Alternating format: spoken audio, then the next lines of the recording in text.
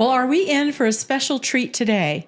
Throughout Season 1 of the entrustED, we have talked to many folks at all levels of leadership, from those just starting out their careers to those who've been around the block a time or two, and everything in between. Aspiring leaders, leaders who just move forward with a promotion, elected officials, leaders nearing retirement, leaders who serve other leaders in support roles. Yet there are some perspectives that you just have to get secondhand until you experience it for yourself. And I'm speaking of the role of superintendent or CEO.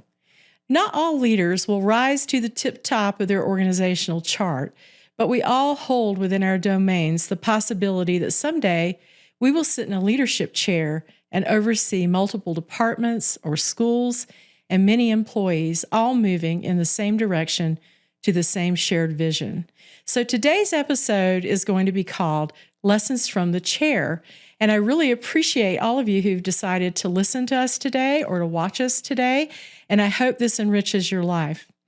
My next two guests are retired superintendents, and I say retired very loosely. Just like me, we have Charlotte Ciancio and Chris Fiedler. Thank you guys so much for being with us today. I really appreciate it. Charlotte has over 4 decades of educational leadership, devoting the last 2 decades to leading the transformation of Mapleton Public Schools, serving as superintendent from 2001 until her retirement just this past June in 2024.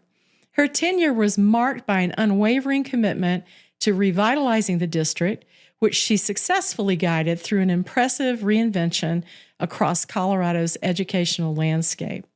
Under her leadership, 17 out of 20 schools have been remodeled or rebuilt, providing students and teachers with state-of-the-art facilities designed to foster both academic and personal growth.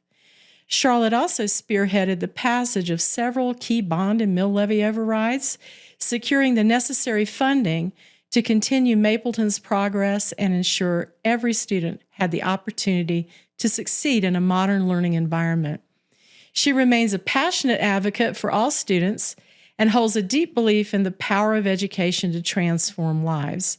And now in retirement, she works closely with the Education Foundation of her former district and stays active in the lives of those students she continues to serve. And our second guest, Chris Fiedler, is a distinguished educational leader with over 3 decades of experience in Colorado's public education system. Chris's career began in 1993 as a social studies teacher and then rose to the role of principal at 3 different schools. And eventually, he served as superintendent of 3 different districts in Colorado. During his 12-year tenure as superintendent of 27 J schools, Chris oversaw significant growth with student enrollment increasing, making it the fastest growing school district in the Denver metropolitan area during that period. He secured a bond, a mill, and saw graduation rates increase tremendously under his watch.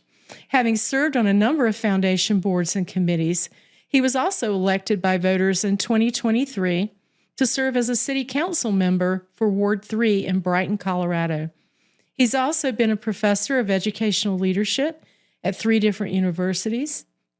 Chris is now working as a strategic plan support administrator for a major Colorado school district. And I just have to say, are you even retired, Chris? I think that's a question we can probably all ask of ourselves. But Chris's career is marked by a steadfast dedication to improving educational outcomes, fostering community partnerships, and leading dynamic growth in rapidly expanding school districts. So amazingly, all 3 of us rose to the superintendency within a few years of each other. Well, Charlotte had a few years on Chris and me. And then, ba-boom, we all ended up serving simultaneously for quite a while. We leaned on each other quite often, especially during things like the pandemic and keeping our learning going even during a shutdown. And in the end, we retired the same year. We didn't plan it that way. It just naturally happened. And another note, all of our districts were in the same large county in Colorado. More important than being chiefs together, though, I will have to say we've been and still are great friends and colleagues. Relationships matter. After all, one lesson everyone needs to take away is none of us do it alone in education. So Charlotte and Chris, welcome. And I think we can all say we have successfully flunked retirement. Yeah, Charlotte and Chris, thank you so much for being here and welcome. And I know we're all about the same thing, which is lifting other leaders up. Somebody did it for us, and so here we are. And I think we can successfully say that we all flunked retirement in our own way. And I think, Charlotte, you were the one that started it, us wrapping the whole experience up with K-12, right? How did that go? I thought we did plan it.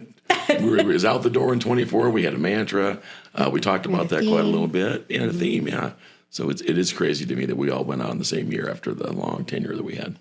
Yeah, well, I think I looked around after I heard it here, and then I heard it there, and I was like, why am I still doing this? There are other things that, while I still have the mileage left in me, I'd like to do. And, of course, one of those is why we're here today, is just to lift other leaders up and help them along their journey.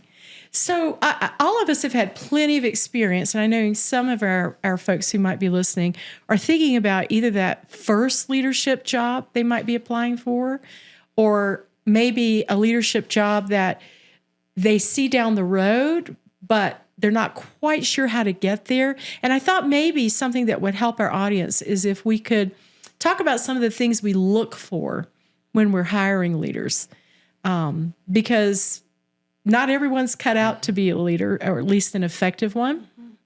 And I don't think a lot of people realize just what's involved with that role too. It's not always glamorous, that's for sure. I think we all know that. So just talk about that. Like, what do you look for? Well, I'll go ahead and start. So I think, first of all, I look for passion. Like, what do you believe in? What's your mission? What does your mission always follow your drive, or does your drive follow your mission? Now, looking for that, making sure that I look for the kind of commitment to the environment that they're going to be in. So are these the people they want to serve? Is this a job, or is this really a mission match? Yeah. So I'm not interested in hiring people in leadership roles who are looking for a job. Yeah. The work's too hard. How I feel about that. Right. What about you, Chris? Well, I'll just add that a growth mindset, right? So what I see so many times is people arrive into a position, think they know it all and have it all figured out. And sometimes they show up as hero. And as leaders, the higher you go in an organization, the more you've got to get work done through other people. And that's a shift from that hero mindset to more of a guide mindset. So looking for people who are good with people and are able to give work away and allow people to do good work, and then be the boss that they always enjoyed having. Yeah. Does that make sense? Yeah, that does. Be the one you want to follow. Yes. Right? And so many times I've watched people ascend, and then they act like the boss they didn't like. Right. Right. In terms of micromanaging and getting people's business and not trusting them enough. So looking for people who can really work through people to get things done.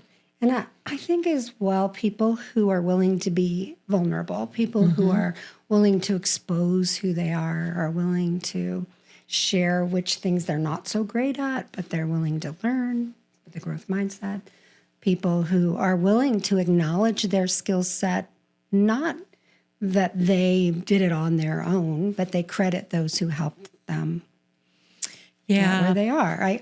I think I probably heard it from you, Pam, is probably the comment that what got you here won't get you there. Yeah. And so understanding so that they are understanding, and I'm looking for the skills that they know they have somewhere to grow, that they know what they know isn't enough to stay in the roles they're Have you achieving. guys ever seen people who have been such, maybe like a master teacher or someone who's been an incredible instructional leader, and then all of a sudden they get into this leadership role and those skills aren't necessarily the ones they need to lean into?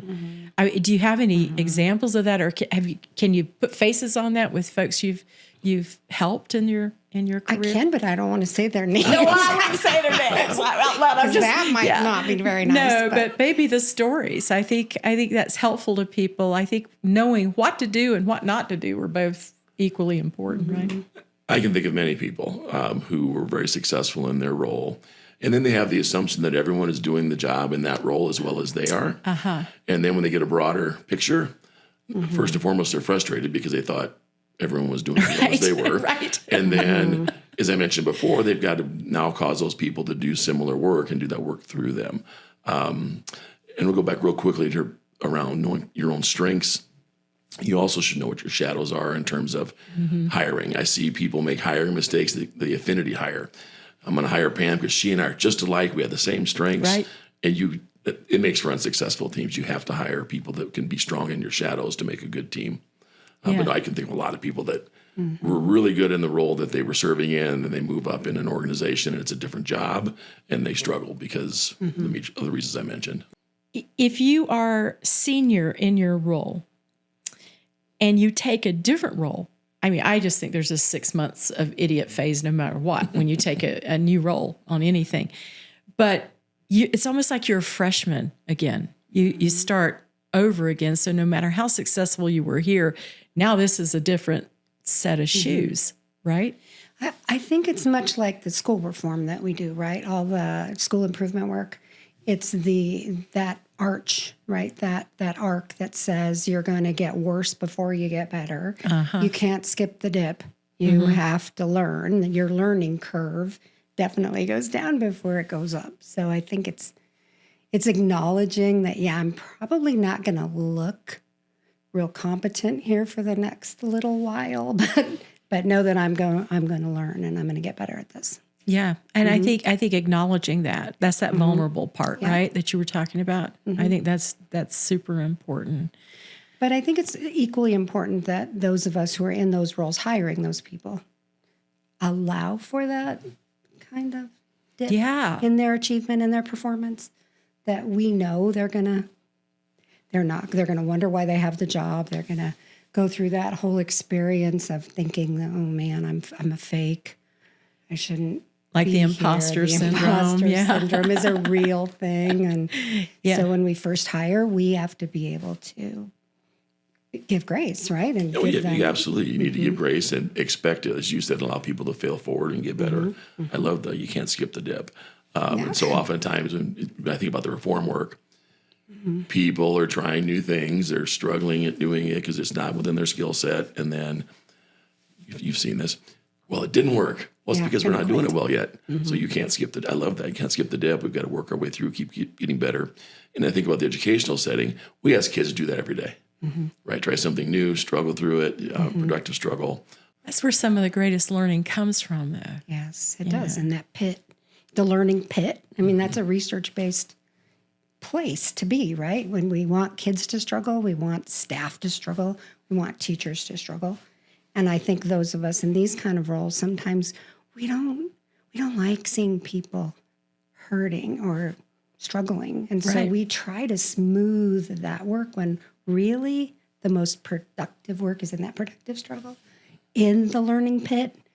Yeah. And so giving ourselves that permission to let people struggle in the pit before we put the ladder down or we reach our hand to pull them out.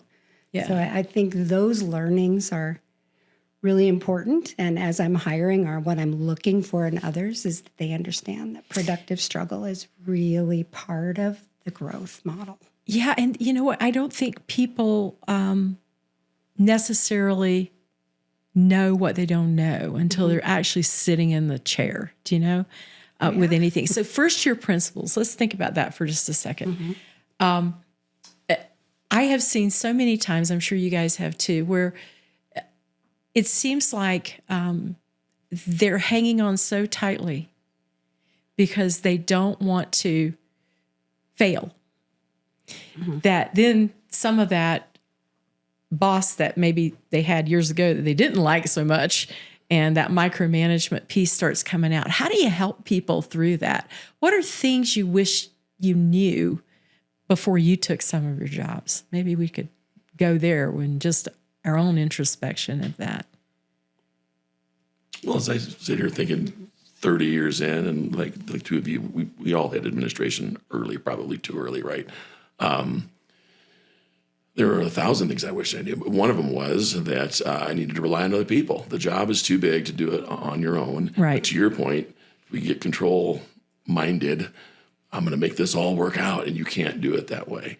So I wish I would have asked for help sooner and been authentic in terms of I'm a hot mess, so help me pick one or two things that we can get better at together, and ask the experts in the room, that be as fellow leaders, but also teachers in terms of instruction. Wish I'd learned that lesson sooner. I grew up in a really large family. I have 9 brothers and sisters, and I'm one of the older kids. And so I tended to have to take care of my younger siblings a lot. Well, I like to boss people around, right? So I would boss them around, and I learned early on, my dad would say to me, Charlotte, there is a difference between being the boss and bossing people around. You will never be the boss if you think all you can do is boss people around. He told me that from a young kid. So starting as a young superintendent, I knew I couldn't boss people around. I still wanted to try that sometimes, but I knew that wasn't going to work. So trying to figure out what motivated them to want to help me was what I wish I understood better. What are the motivators? What is it I can, and how do I inspire people? What is it that I can say to them that would, I guess, touch their interests so they wanted to do what I wanted to do? Don't you think that lives in clarity of purpose? Probably. Yeah. I just didn't know how to do that, I think, at first. That's probably one of the things I really wish I knew. I wish I would have known how to be clear about my vision. Sooner, yeah. Yeah, sooner. Yeah. I think the shock for me was in that first leadership role, I had been a different person in a different role and knew some of these same people. And all of a sudden, they were treating me differently. It was like, wait, I'm still here. I'm still the same human. But then you get into this thing, because relationships are really important to all of us, I know. Well, who's my real friend, right? Where's that genuine piece and where's that not so genuine piece? And what do you do with that? Especially when you're confronted with that and you have that second thought, Some things you can talk about out loud, and some things you just have to be quiet about and figure out how to manage through it. I don't know. That was my big rude awakening. My very first day as a superintendent, I think it was my first day, was I walked into my new office, and I was so excited because they just painted it for me, and it was kind of this cute pink color and all this cute white stuff. Not unlike where we're sitting. Yeah. And so it was really fun to be in there. And my words that I was not careful with was, oh gosh, now all I need are some lamps for this room, right? I came back the next day and there were like 12 lamps for me to choose which lamps I wanted. Isn't that crazy? And so I think what I realized from that was like, holy cow, I have to be careful what I say, because people think that's like a directive, right? And not just me thinking out loud. And so toning down my outside voice was really hard for me at first, and everything. I had to be really careful. I got to where I'd say, I'm not giving any directions. I'm just thinking. Please don't do anything with this. I'm just thinking. My word for that, because I'm from the South, is I'm fixing to do that. I'm not ready yet. I'm fixing to do it. So, but if you're an extrovert, you talk outside your body a lot of times, and that can be scary. But yeah, I get what you mean. Do you have any what did I wish I had known? Or somebody had told me, maybe? Well, I wish I'd known I could have had a pink office with white furniture. Because I inherited Rod's old furniture when I got his old office when he retired. We had teal carpet and paneling. The office in 27J is in the old United Power building, and we kind of bought that building and got all the furniture. I think there's great value to you have to be careful what you say. And years and years and years ago, when I was a beginning principal in Lyman, the elementary principal there used to tell her staff that I'm not your friend. I'm friendly, but I'm not your friend. And I think that, to your point, it's hard. So I promoted from within in Lyman as a teacher to principal, and did the same thing as superintendent in 27J. And it is hard. You find out who your friends are. I think in a hurry, your real friends are. And to your point, you got to be careful what you say, because they all want to please the new boss, and all the politics and shuffling. The same people that I knew really well acted differently in my new role. And I watched this, and maybe you ladies did too, as you transitioned out of the superintendent position, and watched the successor come in, all the dynamics and shuffling that went on. It's like, we're the same team. Yeah. What's going on? But everyone is looking for their place in the structure, if you will, even though I watched that happen in my last district. None of the positions changed. They all had the same titles, but they were all kind of shuffling a little bit to make sure they were jockeying, maybe, just kind of fascinating. They're trying to find their place. I agree. I think it's in the food chain, right? Their perceived food chain or whatever that is. Well, let's talk for a second about advice for people who may be listening or watching. If you're a leader, talk about some do's. What are some things that you need to do to really be successful, move your organization forward, get the results? Well, we spoke earlier about just clarity. So I think clarity is a magnet. People will get behind that in terms of that purpose. And you have to have clarity of purpose and then continuity of leadership. So I think that's why we've been successful as the Adams County family in terms of us chasing things for so long. One of the great blessings that Rod Long, previous superintendent, left us was policy governance. And we chased the same 3 goals for the better part of a decade and expected people to align and get behind those and chase them. We didn't add a 4th goal till probably 2 or 3 years ago. And just that clarity, it helps you budget in terms of money, time, and resources. And I wish I had been more clear sooner. And then how do you share that clarity with the new leaders that come on board? We transitioned a lot of principals during my time there. Some by their choice and some by ours. And but we all knew what we were chasing, and that was outcomes for kids, and specifically graduation rates, post-secondary options, and then, of course, our favorite state tests. We were really clear about what we were chasing. I think that clarity is a magnet, and it matters. One of the isms that we'll get to later is I think we can do anything, but we can't do everything, right? And I see too many leaders come in and take on 10 things. That didn't work. You got to be really clear about what are the 1 or 2 things you're going to try to get done. You don't have the time or the resources to chase all of them. You know, I have a daughter who tells me, Mom, you walk into a room and you can overwhelm people because you're visionary and you see the wide angle. She said, but there are times some of the rest of us just need you to focus. And just get down to not what is 5 years down the road, but what's right in front of us today. What kind of advice do you think people have given you in your leadership roles? Even those who are employees of yours, you know? I've gotten great advice from employees. I think, actually, I want to pick up where you started as coming in with some gifts from yours and the things you needed to do. And for me, it was a little different because I wasn't following a superintendent that had left the path very clear. And so I had to really just listen to what the issues were and really try to get to why are people so unhappy? Why are the people that are happy? And why are the ones that are so frustrated in this mode? So for me, it was really just trying to grapple with understanding what had happened. I was born and raised in Mapleton, but I was gone. I was in Westminster for a little while. And for that amount of time, things shifted and I didn't really understand the landscape. So the do part was the understanding the landscape. And the advice I got from people was really the things you hear and you read in every single book, which is listen more and talk less and, you know, that kind of stuff, which is for somebody like me hard to do. Talk less is hard because for all of us, I think. Talk a lot, and I wanted to know.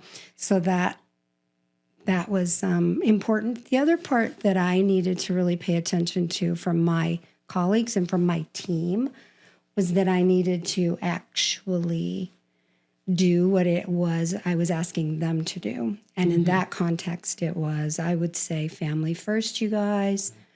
Take your time off. Please make sure you're taking care of yourself.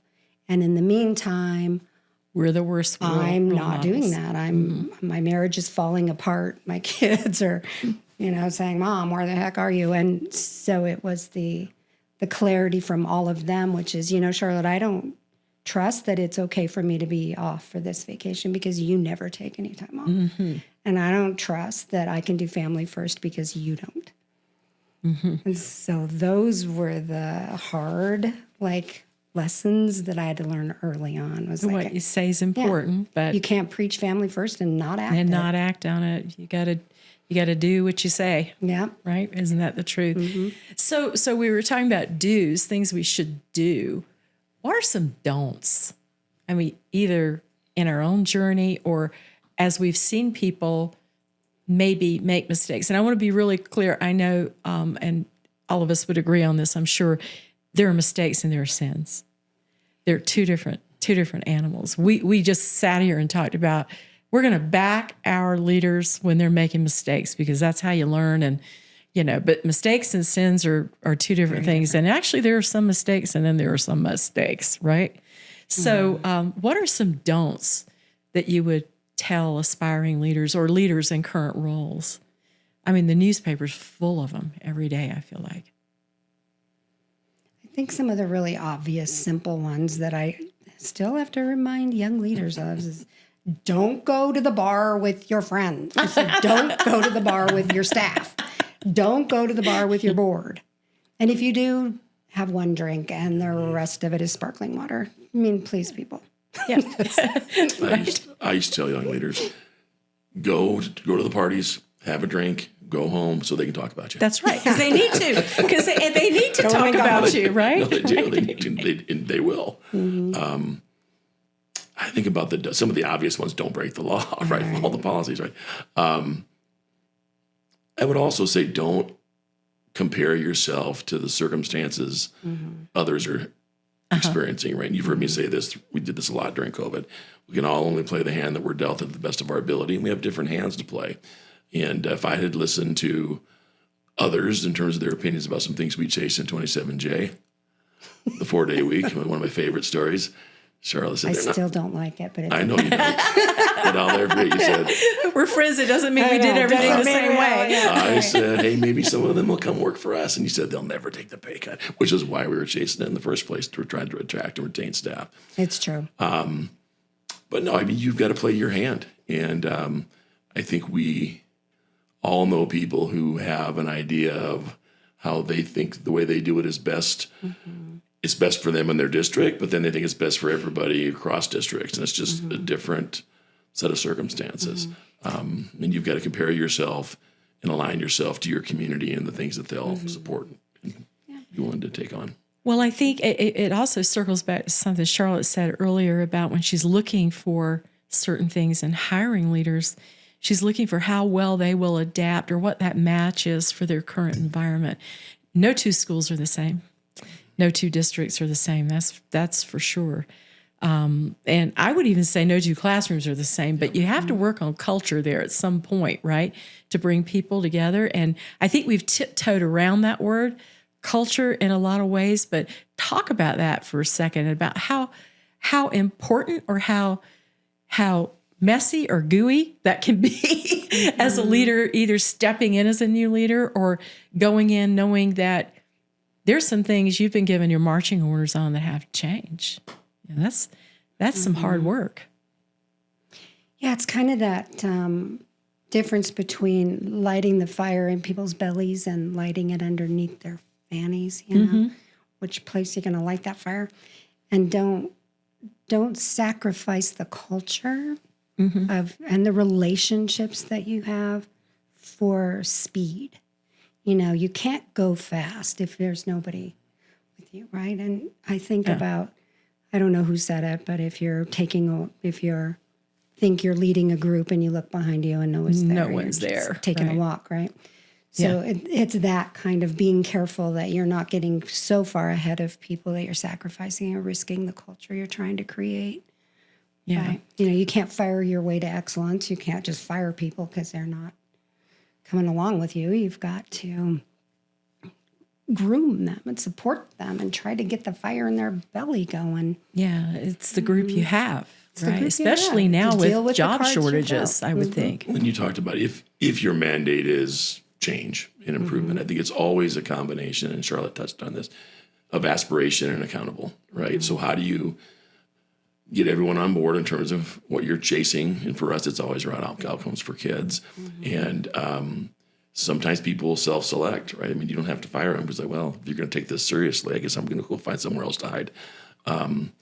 But that's the challenge. And we lived by the values of all in, believe, compassion, integrity, and 27J. And I appreciate you speaking about the words are far less important than your actions in terms of the example that you set. And whatever you're saying you're going to be, you've got to walk that walk. And because people are watching, they're always watching.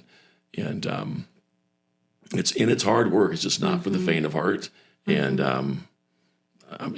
as a side note, I'm proud of the three of us for carrying on that work. Think about our good friend, the other Chris, still doing the work in Adams 12, and Carl over in 14. We're proud of the Adams family and the things that we've done. Yeah. I think walking the walk is that whole symbolic piece, right? When we tell people we work with, where you go and where you choose not to go are equally important. What you say and what you choose not to say. Sometimes you have to have a filter. You might know the answer, but is it yours to tell, or is it the right timing in that situation? I think that's a learning that people often have. Because folks say, "Sure, I want to be honest and upfront," but you also have to figure out how to manage information sometimes, and is it yours to tell? I mean, that's the other part. Leadership's changed a little bit over the years. Education continues to evolve. Can you think of some things that have changed in leadership since you started or since we started?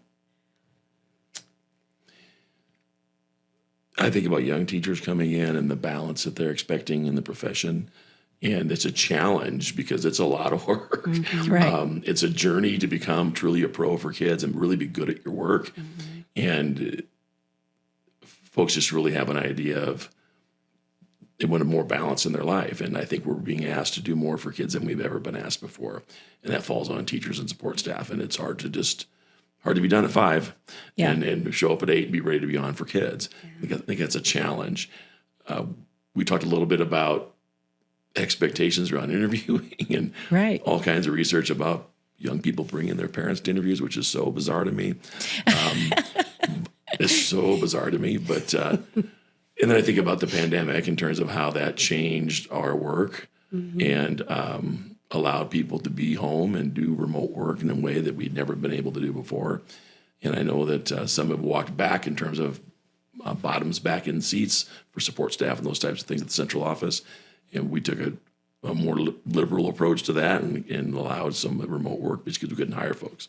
But it's different, harder than it's ever been. Yeah. I think technology's changed too, right? How's that impacted you guys? Yeah, I think it's the same kind of how the expectations have changed.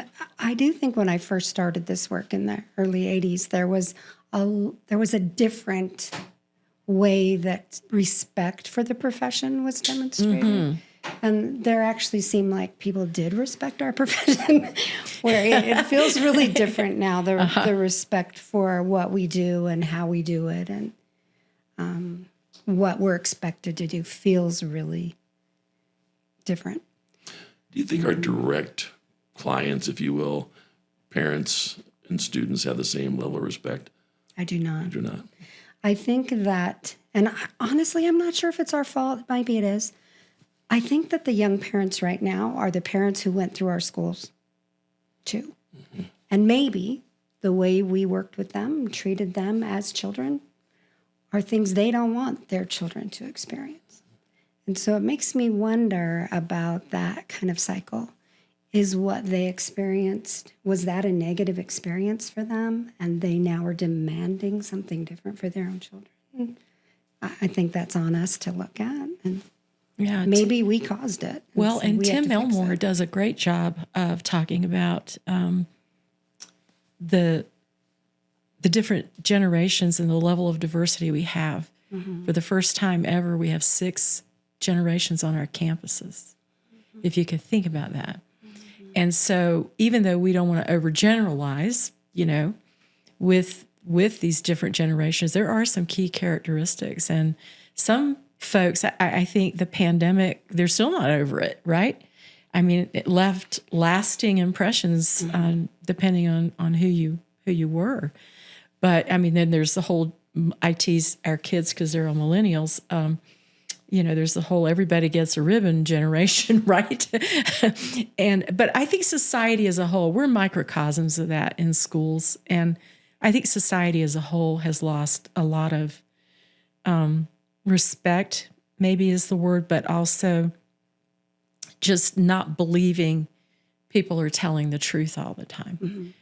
There's something there there's an element of cynicism that I think was not there when I first started. Well, and I think we used to be the only game in town, pretty much. Right. And that's not the case That's anymore. not the case. We are not the only game in town. And so people are exercising their choices and exercising their options. And going off the grid even. Yeah. So again, that's on disappeared. us. That's on us to figure out how do we listen to what they need and get there. Yeah. And having said all that, public schools are one of the few places in America today where we all still come together. Right? It is one of the most diverse places where we all come together. And I think about how we had all the division around COVID and other things in the last few years. Yeah. And you saw these collisions of ideologies that were happening because you had, these silos of people that were only talking to people that thought just like them. Then they'd all come together in schools and school board meetings, and I'd be surprised that someone actually thought differently than them. But I'm so grateful that still happens, because to your point, people exercise other options, and I think that's to the detriment sometimes of the diverse world that we live in, because they end up in a school that meets just their thinking. But I think as far as leadership goes, it has required us to learn how to lean into the middle.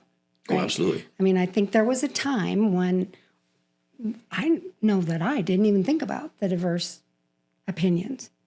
That if I heard from 20 people that that's what we were going to do, I just assumed that was everybody's idea. Mm-hmm. And so we just did it. Mm-hmm. But that's not so, it's not so welcoming anymore that people will just accept that. No. And so it's forced us as leaders to really think about, how do we move to the middle of these conversations? How do we acknowledge that there are some pretty strong differing opinions, and where do we cross? Where do we come to the middle on this conversation? Yeah. So that's a skill we really had to learn. Leading change has become more complicated because of that, I think. Mm-hmm. It's not enough to be the leader carrying the flag. No. It's everybody else that you have around you, and building that capacity in other people to carry the flag. I think what you're talking about. So what I wish I would have known is that in the role of the superintendent, you become the target for the lawsuits, the person to blame. I mean, I've been personally named in I don't know how many lawsuits. The first one made me cry because I was very sad to see my own name in a lawsuit that I didn't even have anything to do with, I thought. Yeah. The last one, I think the most recent one that I was named in, actually made me laugh, because you think, how can this be this absurd that I could be responsible for that? So right. I wish I would have known that I would be named in things I had absolutely nothing to do with, and that it was okay. It's not personal. It's a role, right? I'm playing a role. It's not about me personally. Yep, it's not personal, it's positional. It's positional. I wish I would have known that. Wouldn't matter who's in that position. They would have been named in that lawsuit. Mm-hmm. That's right. Charlotte or somebody else. Right. Yeah. And so you can't make that up, really. You can't avoid it. No, you can't. It ends can't. up being what it is. It goes with the territory. It goes for sure. Okay, well, we are talking to great leaders and people who are thinking about maybe wanting to be a leader. Hopefully we don't scare them all off. Hopefully this is a recruiting opportunity. But I think we all have some things we've probably said to ourselves, to our team, to our staff over time that have been little vignettes. My team always said they're Pam-isms, so they're Charlotte-isms or Chris-isms that really are nuggets of advice and wisdom, or to make a point. Mm-hmm. And I know part of this, we all have these quotable quotes. Part of this is because, in the South, everything's a story, right? So that's just where I come from with my orientation. So a couple that I can think of that I said pretty regularly, and I've had staff say back to me, you can't put in what God left out. So when you're hiring somebody, you better believe they're telling you who they are, and you can't make them into something that you want them to be, right? So that's just an example. So what are some of yours that you would say to people? Well, one of mine actually is contrary to what you said. You were talking before about not being able to do everything. And I have always said, well, you can do everything. You just can't do it all at once. And that, especially as a young leader, a young female leader who wants to have children and wants to be a wife and wants to be all of those other beautiful things of my life. I can do them all. I just can't do them all at once. So that's one that somebody told me not to let it all out at once. Yeah, one time. That too. That too. Mm-hmm. What do you think, Chris? Well, I'm thinking about we can do anything, we can't do everything. I'm thinking about specific to like things you're chasing as an organization. Yes, I know. Yeah, but I appreciate the broader lens there. And it's not mine, but it was one we used a lot in 27J. Was around the truth only hurts if it should. Yeah. So if people have all the opinion, everyone's an expert, right? Mm-hmm. So if someone's giving you advice or has a criticism or feedback, and it's way off, then you should just ignore it, right? If it hurts, it's probably something you should work on, right? So it's really real piercing, but I love it. Truth only hurts if it should. So if it hurts, you should probably think about how you want to act differently, or and pay attention to it. Pay attention to that. Yeah. We did a lot of school reform work when I first started in that role, and it was really the reinvention for Mapleton. And one of the things we talked about was that kind of work is, I could liken it to cleaning out your garage, because when you clean out your garage, it can be a pretty humiliating experience. And you put everything out on the driveway, and people make judgments about what they see on your lawn, and you can find some things that were pretty disgusting in your garage that you didn't know was there. I know. And then you find like these beautiful hidden treasures that you forgot you put away. And so the work of school reform, the work of leadership in school reform is a lot like cleaning out your garage. And so just knowing that you have to be open, vulnerable, transparent, and know you're going to be cleaning out your garage in front of other people. Yeah. Oof. Mm-hmm. Is that worse than cleaning out your closet? I'm sitting here trying to think, So one that I think I lived and died by a lot, because, everybody's going to make mistakes. We're all humans. But I'd always tell people the windshield is bigger than the rearview mirror. Use the rearview mirror as a guide, but don't dwell on it. Your future's out there. Just keep moving, right? Mm-hmm. Or when you're going through hell, keep going till you get to the other side, right? And then one that I know somebody told me recently, they heard me say, I don't even remember saying it. I probably did. I don't deny it. And it's certainly what I believe. There are very few original ideas. And we all learn from each other. We can't do it alone, for sure, in education. But sometimes you got to steal what works and then just run like hell while you've got the highway in front of you to do it, because you push that accelerator and go, because there'll be other times you have to tap the brakes a little bit and back up. And I'm just thinking about different boards I've worked with over time. Sometimes you've got the board and it's like, yep, we're on this Autobahn together and we're just going to hit the gas and go. But other times you have to tap the brakes and make sure everybody's still coming along, because there may be one or two who are nervous about a certain situation. I think as a young leader too, I tended to be a lot more feisty than I am now. I would just say basically what I thought. I didn't think about offending anyone. I had no filter. I just kind of say what I thought. And my dad gave me advice a lot of times when I was young, and he would say things like, Charlotte, you better be careful whose toes you step on today, because they may be attached to the fanny you have to kiss down the road. That's right. So I had to remember that as a young leader, because I just stepped on some toes that, well, actually, I didn't it probably came to me when I needed to do the kissing. Yeah, the and kissing realized that part. I had already stepped on the toes. Sometimes you sue the governor. Yeah. Sometimes That too. Big bold decisions, right? Sorry, Gov.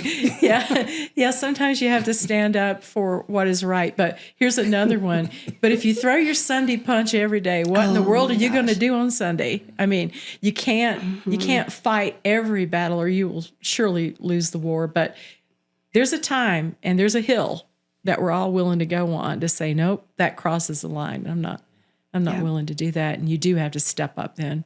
I was given that advice at one point. Save your Sunday punch for Sunday. Yep. Stop fighting every battle. Yep. Oh. Well, I'm a sucker for belief. And if you talk to my colleagues, they'll say, yeah, he is a sucker. And sometimes he believes way too long in people. So this is actually mine. So I talked about how much we believe in people in 27J. And the statement went something like this, district leadership meeting. In 27J, we believe in you until we don't. And then it stuck. Right? I really do believe in people until we don't. And I think anytime you've got someone on your team, they are yours until the day they are not. You got to believe. And maybe we failed them, maybe they failed us, but you've got to believe in them to give them a chance to be somewhere else and maybe be successful. But that one stuck. People would quote that back to me. We know you believe in us till you don't. I don't like that one. They could come back to bite you. But I do believe. No, we don't. Well, along those same lines, Charlotte, I remember one that you said a long time ago, and it stuck with me. And it was, I can defend defensible behavior. I cannot defend indefensible behavior. And that's how you stick with people, right? And we hope we hire people who are of good character, and, we're raising young people and developing them in their young lives. But integrity is something people can tell you they have. Until you see them walk that, you can't always truly tell, because interviews are a performance, right? One of your favorite quotes.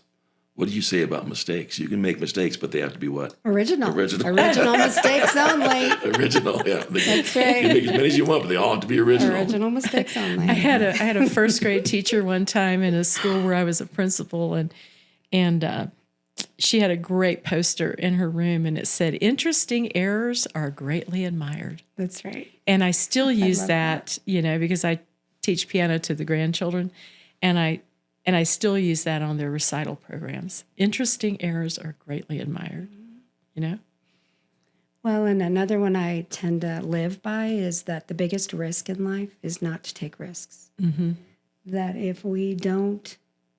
had we not applied for these roles that we're in, had we not gone into this profession, think of how empty our lives would have been. Oh, yeah. I mean, what a beautiful, amazing profession we've had the privilege to be a part of. And it has been a blessing. This risk-taking we all did, I think it paid off for us. Yeah, and if we hadn't taken those, you're exactly right. Our life stories would have been very different. And I will close this loop up with the isms was saying, and because I am from the South, I have been known to say, "Bless your heart." Yes, you have. And how nice. And I'll leave that one open to interpretation. I spent enough time in the South to know what that means. Yeah. I've quoted you sometimes on that one. When I've seen something and couldn't say what I was thinking, I just said, "How nice," as Pam would say. Yes. Well, I have just appreciated our conversation. I think it has a lot of little nuggets in it that I hope has blessed someone out there today. And I want to thank the audience for the entrusted. Thank you for listening. Thank you for viewing, however you get your information. All of us are just issued a certain number of heartbeats. And I just appreciate that all of you have shared some of those heartbeats with me today. Thank you.